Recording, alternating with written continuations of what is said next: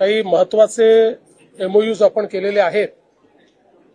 त्याच्यामध्ये युनिलिव्हरचा जो ग्रुप आहे, त्याचा जो आईस्क्रीम बिझनेस आहे मॅग्नम, त्याचं जगातलं त्यांचं सगळ्यात मोठं जे जीसीसी आहे ते पुण्याला लोकेट करण्याचा त्यांनी निर्णय घेतला। त्याबद्दल त्यांनी आपल्याशी करार केलेला आहे। त्यामुळे जीसीसी इकोसिस्टम मध्ये पुण्याला एक महत्वाचं स्थान या एमओयू मुळे मिळणार आहे। यासोबत आपण एमएमआरडीएच्या माध्यमातून जे वेगवेगळे प्रोजेक्ट्स हातामध्ये घेतलेले आहेत त्याच्या फंडिंग टाइपचे आपण आज एमओयू केले।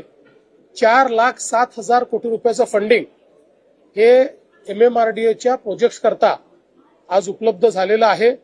याच्यामुळे आपल्या सरकारने जे काही एमएमआरडीएच्या अंतर्गत मेजर सगळे प्रोजेक्ट घेतलेले आहेत याला आता कुठेही फंडिंगची कमतरता राहणार नाही। ते मेट्रोचे असो, पाण्याचे असो, रस्त्यांचे असो, टनेलचे असो, या सगळ्या प्रोजेक्ट करता आता फंडिंग आपल्याला उपलब्ध झालेलं आहे।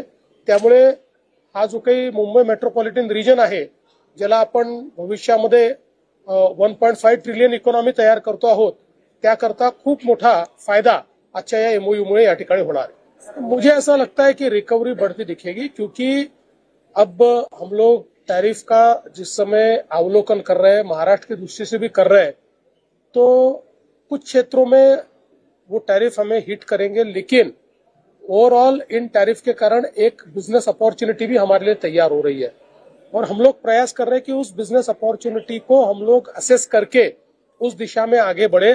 और मुझे लगता है कि ओवरऑल अगर हम इसका इफेक्ट देखें तो मॉडरेट इफेक्ट होगा, ऐसा इनिशियली तो हमको लग रहा है। इसीलिए मार्केट धीरे धीरे सुधर रहा है।